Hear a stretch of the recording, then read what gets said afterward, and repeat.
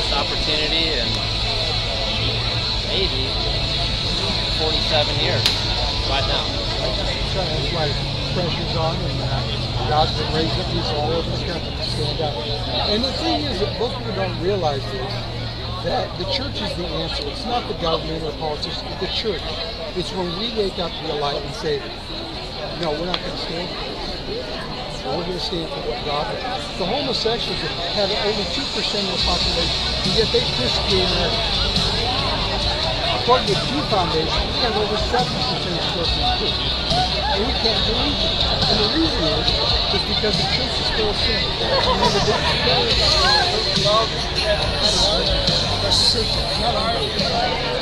We got sin in the church. We need to deal with it in order to stop the sin.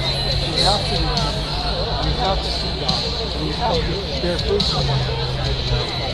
We're in trouble. I mean, it's sad to say, like I say, I don't like having to say things like this, but half the pastors, according to Pure Desire Ministry, 2014, half the pastors are addicted to porn in this country, and 68% of evangelical men are addicted to porn. I mean, we have a horrible problem of sin in the kingdom. And just like God told Joshua when Achan took something under the band, you know what I'm talking about? Yeah. God says, I'm not with you. A Babylonian garment, a wedge of gold. That's right. Buried it in his tent. That's right. But the thing was, an Ai defeated them, a small little town defeated Israel, because God wasn't with them because they had sin in the camp. We have sin in the camp, and until we deal with our sin, God ain't going to bless us.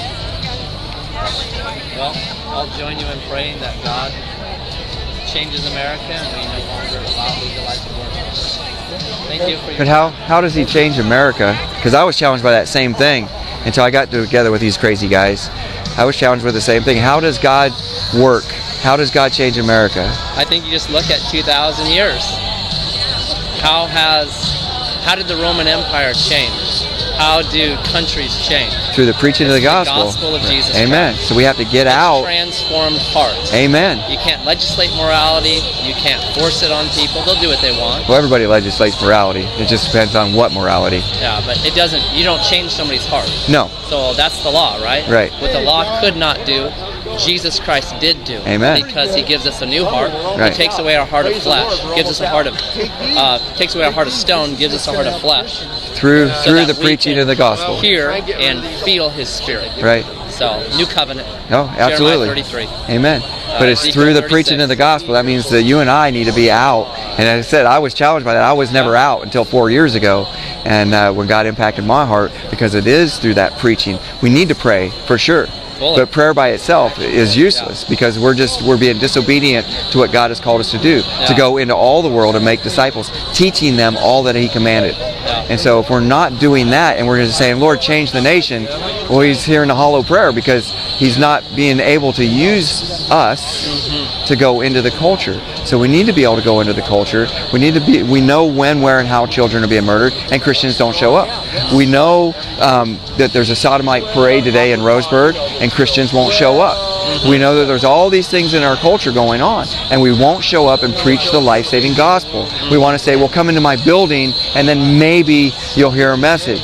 And that's not what Christ died for. That's not what Apostle Paul taught. He said, go.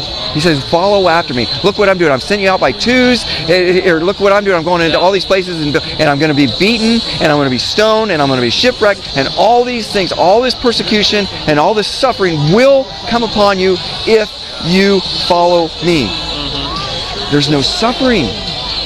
There's no suffering in America. You want to suffer, go stand at the Pride Parade today in Roseburg, and you'll be kicked and hit and spit upon by these people that say they are loving, and they want diversity, and they want to celebrate all these things. You go tell them what God said, and you will be persecuted. But there's no Christians.